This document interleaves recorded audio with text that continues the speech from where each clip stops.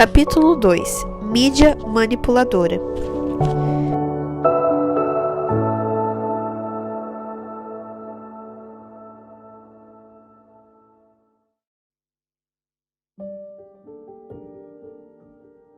Quando eu uso a palavra, disse Humpty Dumpty num tom desdenhoso, ela significa exatamente o que eu quero que signifique, nem mais nem menos. A questão é, disse Alice, se você pode fazer uma palavra significar tantas coisas diferentes, a questão é, disse Humpty Dumpty, saber quem manda. Isso é tudo. Lewis Carroll, Alice através do espelho. No capítulo anterior, vimos que Lúcifer foi o primeiro ser no universo a utilizar a propaganda com propósitos maus.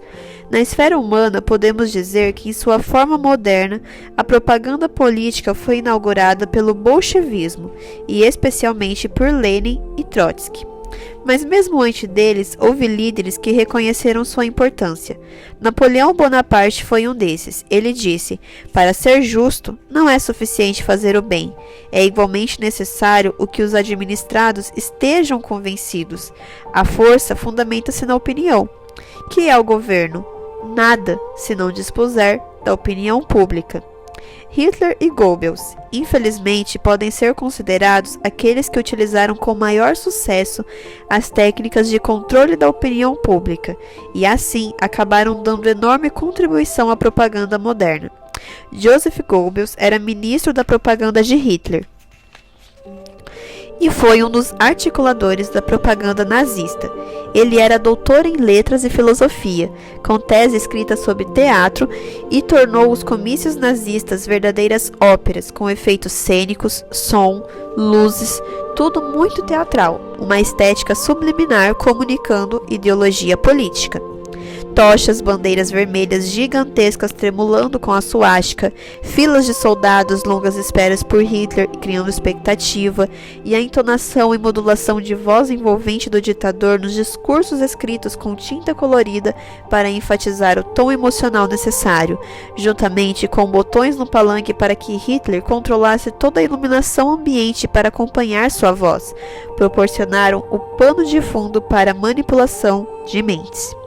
Mas o que é propaganda? O termo propaganda tem sua origem etimológica no latim, pangere, plantar. Todo o ato de comunicação visa, assim, plantar uma mensagem no receptor, sob a forma de propaganda de produtos, publicidade ou de propaganda ideológica, política ou eleitoral.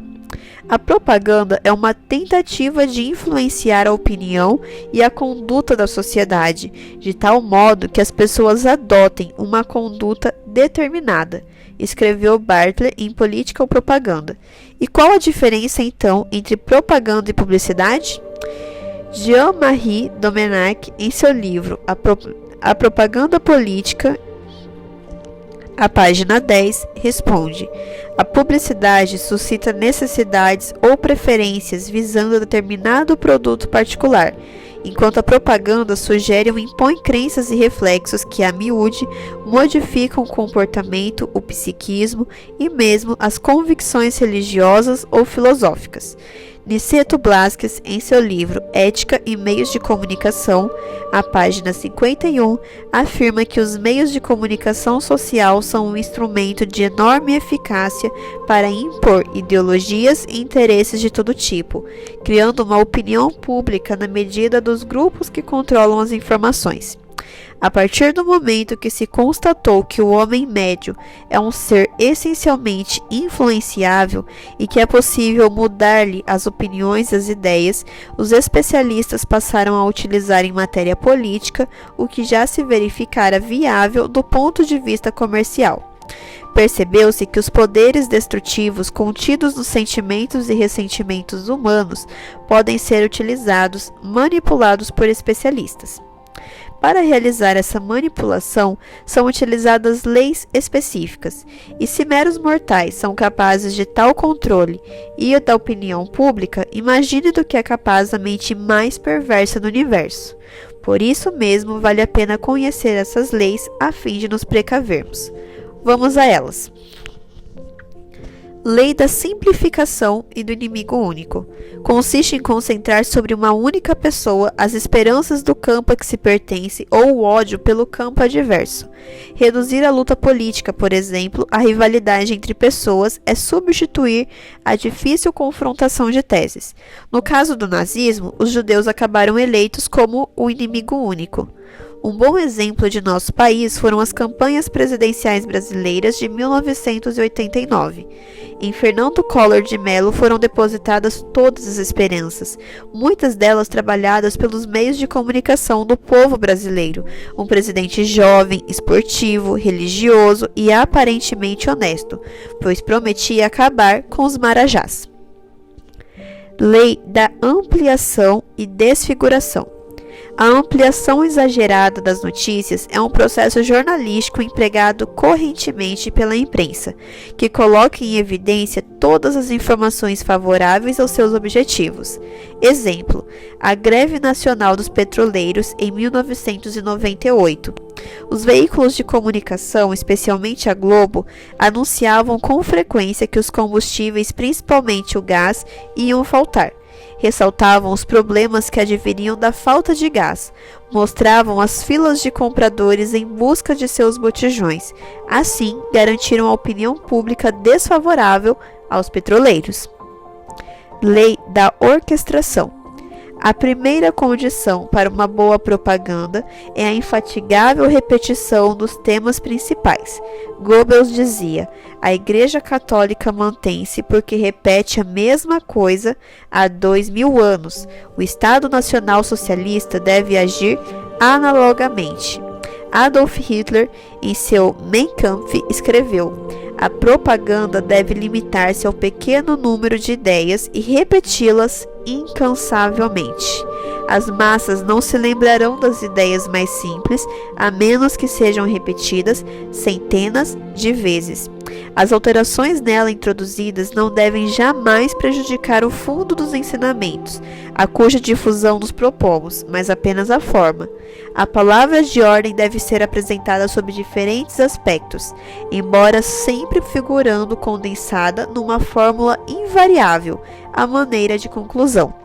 Portanto, a qualidade fundamental de toda a campanha de propaganda é a permanência do tema, aliada à variedade de apresentação.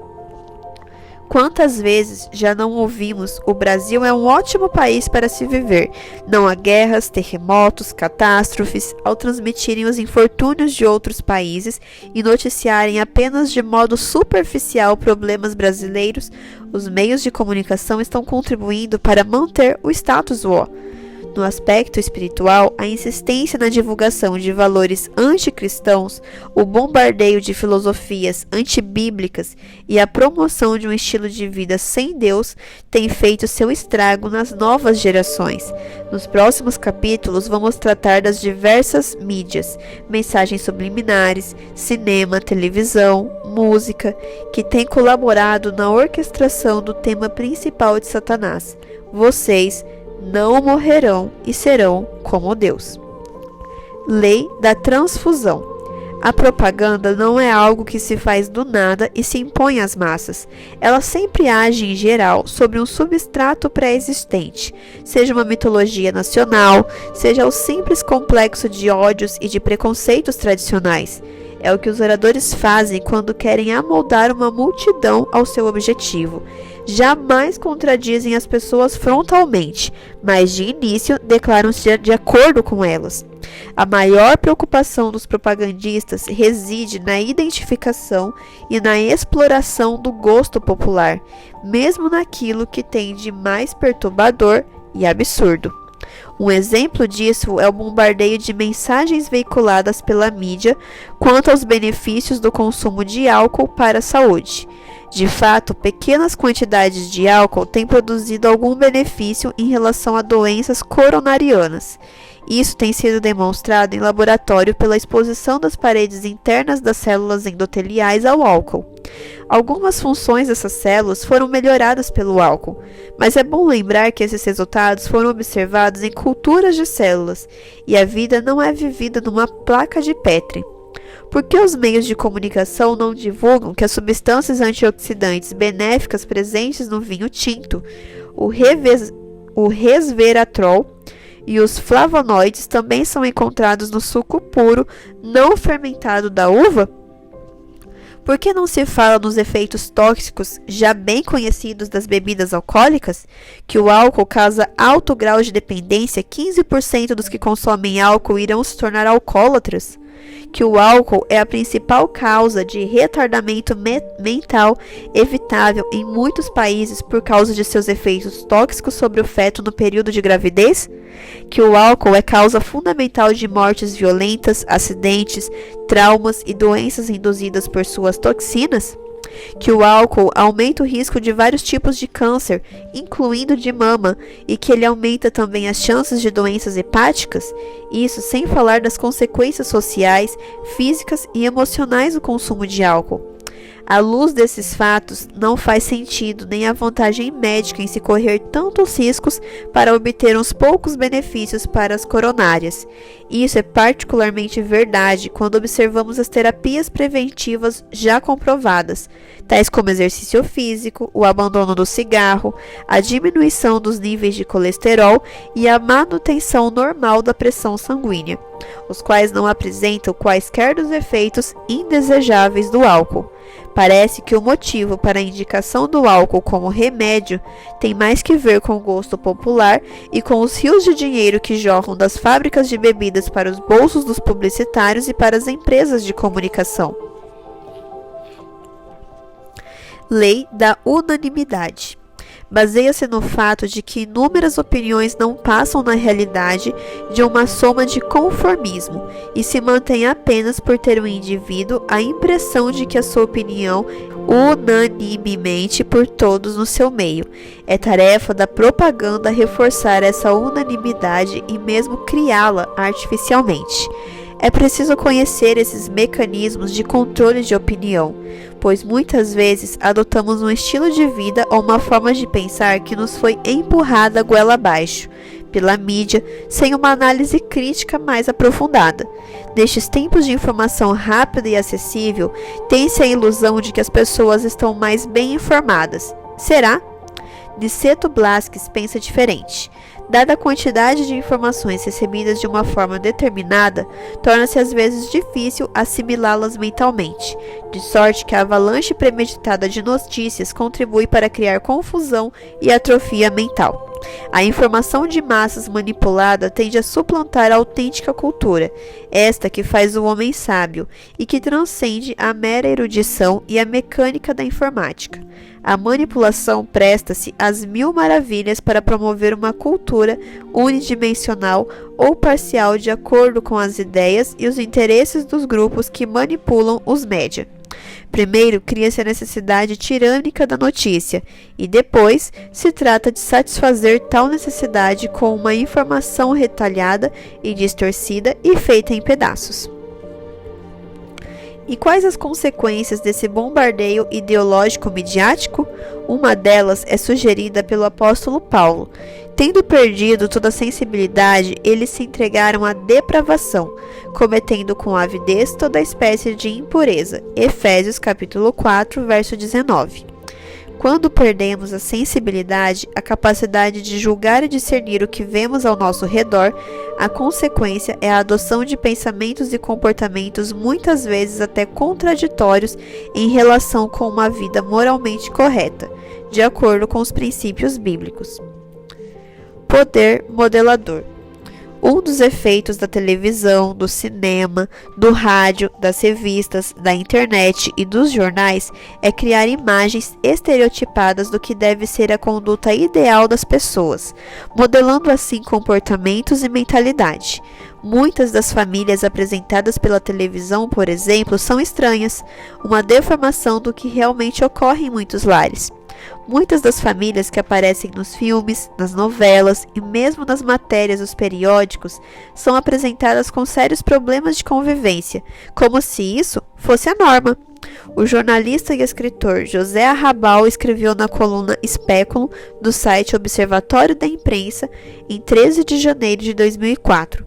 que os jornais, as revistas, o rádio, a televisão, a publicidade e mesmo os meios de lazer e diversão do circuito comercial, desinteressados em nos apontar percursos para a vida viva, na imensa maioria das vezes tornam a noção de realidade uma farsa, ou até mesmo uma tragédia, e com isso nos empurram a ideia de que a vida não passa de uma permanente festa de mascarados.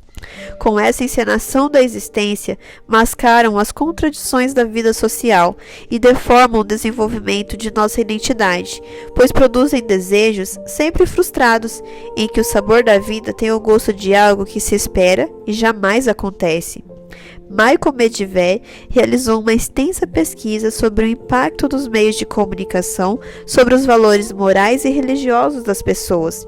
Sua conclusão é de que a televisão, o cinema e a música popular contemporânea em geral têm corroído a família e a religião. No contexto do lar, promove a promiscuidade, ensina que o matrimônio é uma instituição má e falida, estimula as relações sexuais ilegítimas como se fossem coisa normal e, via de regra, debocham dos valores religiosos, sugerindo que as crianças deveriam receber uma educação diferente. O escritor e jornalista José Marques de Mello, em A Opinião no Jornalismo Brasileiro, afirma que a expressão opinativa também ocorre através do mecanismo de projeção ou redução das unidades redacionais. Uma matéria que aparece na primeira página de um jornal ou tem chamada na capa de uma revista, ou ainda merece um flash na apresentação dos radiojornais ou telejornais, sem dúvida, provoca maior impacto e exerce maior influência. O contato com essas informações destacadas desempenha um papel decisivo na formação da visão de mundo que cotidianamente o cidadão obtém. Saber que determinados fatos aconteceram e outros não, que determinados personagens atuaram na cena social em primeiro plano, que tais ou quais organizações figuram na linha de frente das novidades, constitui referencial básico para moldar a atitude coletiva. Flávio Calazans diz ainda que no telejornal existe credibilidade por parte do telespectador, o que não ocorre nos comerciais, durante os quais, com o controle remoto, até se muda de canal, de modo que nos telejornais, pela ausência de bloqueios e defesas, é mais fácil manipular crenças e opiniões disfarçadamente. Nos próximos capítulos, como já disse, analisaremos mais detidamente alguns dos meios através dos quais Satanás tem disseminado suas ideias perversas. Por ora, deixo aqui uma pergunta para reflexão. Como explicar a escassez de informação objetiva nas sociedades livres que dispõem de mais meios para alcançá-la?